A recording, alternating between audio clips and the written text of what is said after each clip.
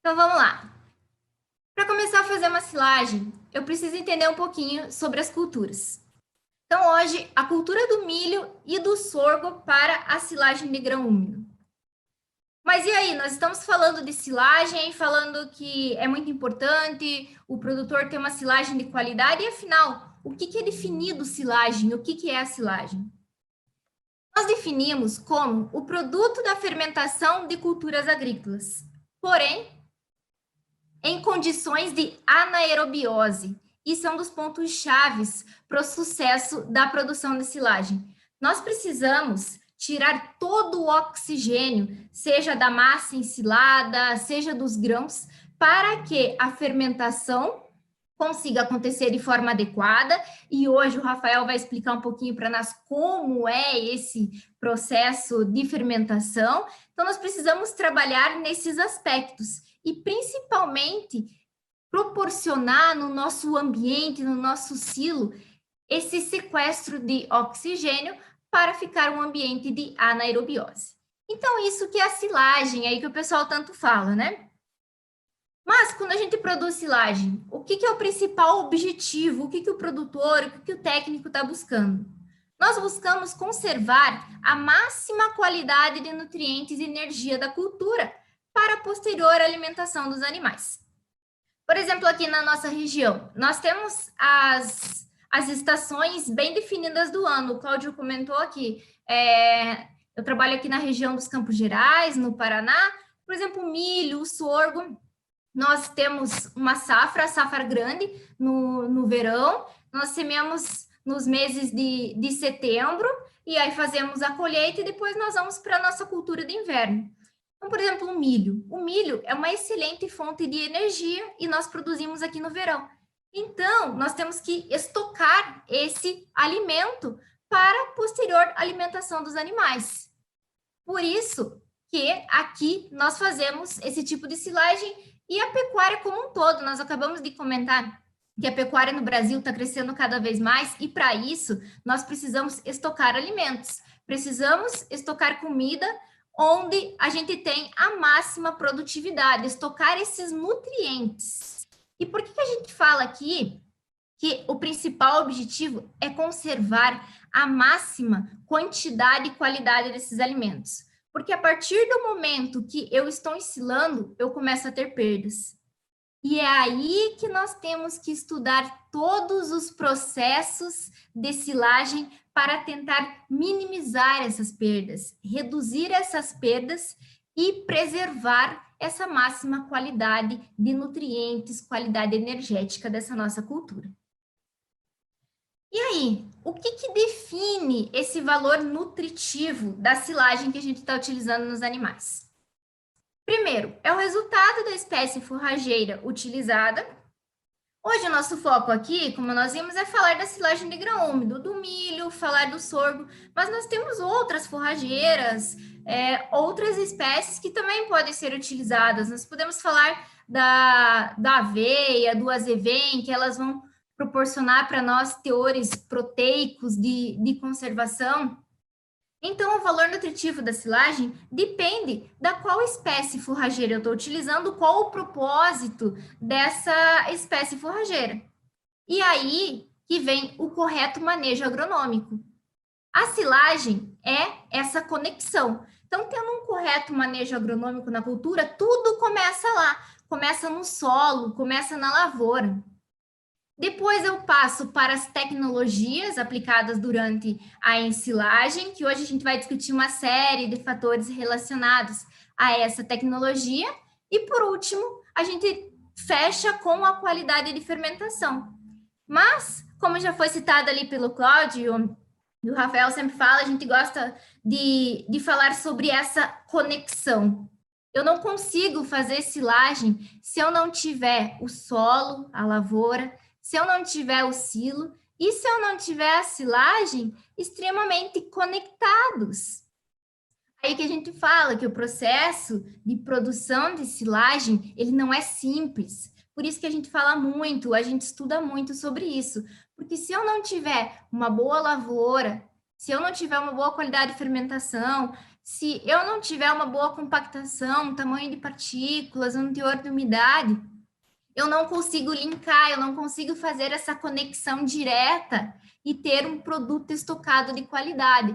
Por isso que a gente fala, o solo, o silo e a silagem é um produto só, é um produto como um todo, e um depende do outro. E aí, eu tô falando tanto de grão úmido, por quê? Por que silagem de grão úmido? Quais são os fatores, os benefícios que os produtores têm na hora que eles vão ensilar esses grãos? Primeiro, opção para todos os tamanhos de propriedade. Hoje, como nosso foco vai ser falar de silo bolsa, a gente vai entender que a hora que eu estou estocando, eu posso ter propriedades muito grandes e posso ter também propriedades pequenas. Aqueles produtores que não têm grandes animais, não têm grandes áreas, eles também podem fazer silagem de grão úmido, eles também podem utilizar o silo bolsa como uma forma de conservação dos seus grãos, conservação dos seus alimentos. Outro ponto, a colheita da silagem de grão úmido, nós vamos ver a parte de ponto de corte, a liberação da área é antecipada em relação à colheita de grãos. Então, a gente colhe alguns dias antes. E aí, o produtor tem em torno de 15, 20 dias essa área já preparada para fazer a próxima safra. Então, esse é um dos benefícios de eu estar fazendo a silagem de grão úmido. E outro ponto, quando eu faço a colheita de grãos, eu estou indo para custos de armazenagem, custos de secagem. A gente diz que esses custos de armazenagem e secagem, eles são em torno de 30% dos custos da produção de grãos. E eu tendo essa silagem de grão úmido, eu estou liberando esses custos de armazenagem e secagem que eu teria lá na colheita de grãos, e eu posso estocar esses grãos na minha propriedade. Se eu estou utilizando a parte de grãos na dieta, aquele produtor que tem que todo dia fazer a moagem de grãos, isso reduz a parte de mão de obra, porque na silagem de grão úmido estocada, ela já vai estar pronta para ser fornecida para os animais, pronta para ser fornecida no seu confinamento. E um ponto primordial aqui da parte de grão úmido. Como a colheita é feita de forma antecipada e este grão vai estar fermentando dentro do silo, ocorre um aumento da digestibilidade do amido. Esse ponto é muito importante. Porque a partir do momento que eu aumento a digestibilidade do amido, eu melhoro a eficiência alimentar dos meus animais e, consequentemente, eu tenho um aumento da produção. E aí, seja a produção de leite, produção de carne, todos esses animais, eles podem consumir a silagem de grão úmido. Eu posso utilizar para gado de corte, para gado de leite, posso utilizar também para ovinos. Aí não só a parte de ruminantes, quanto a parte de não ruminantes, suínos, a parte de frango. Aqui, na região dos Campos Gerais, os produtores que estão utilizando a silagem de grão úmido para suínos, eles têm tido excelentes resultados.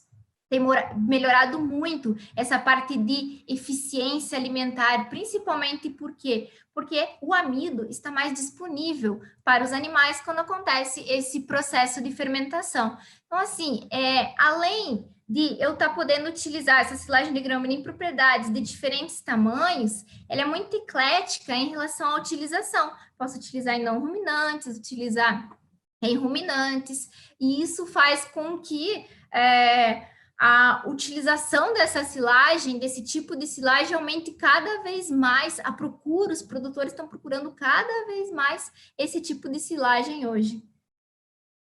E aí, quando eu estou falando de silagem de grão úmido, quais são as duas principais culturas? O milho e o sorgo. Por que que elas são utilizadas em grande escala?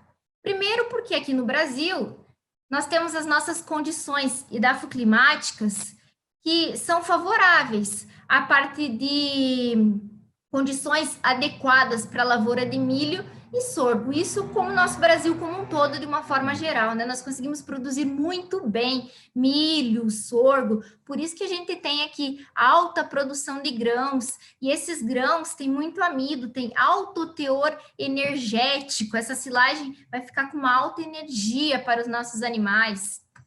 Nós temos a parte de manejo de implantação e condução de lavoura bem estudado já na literatura, com procedimentos que fazem com que essas lavouras tenham essas altas produções, o que faz com que o custo de produção seja um custo-benefício extremamente favorável para os produtores que utilizam esse tipo de silagem, né?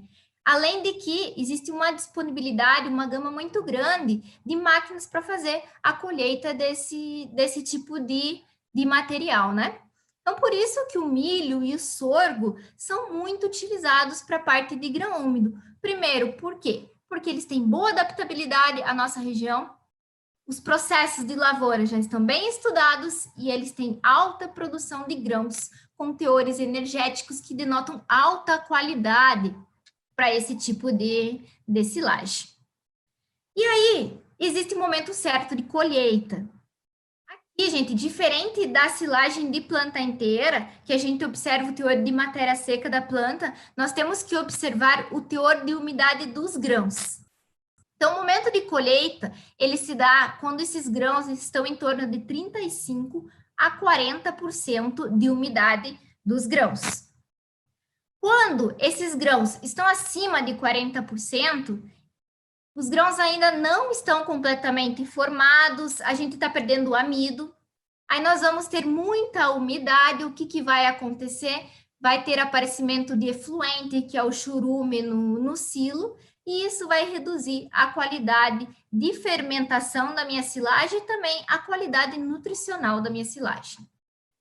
Quando eu tenho teores abaixo de 35% de umidade, eu já vou ter problemas de compactação, já vou ter dificuldades para compactar, eu não vou ter uma boa conservação a partir disso e eu vou ter aquecimento desses grãos no silo. Por isso, gente, esse ponto de corte, essa definição do momento de colheita é muito importante para essa conexão, para todo esse complexo que nós vamos falar hoje.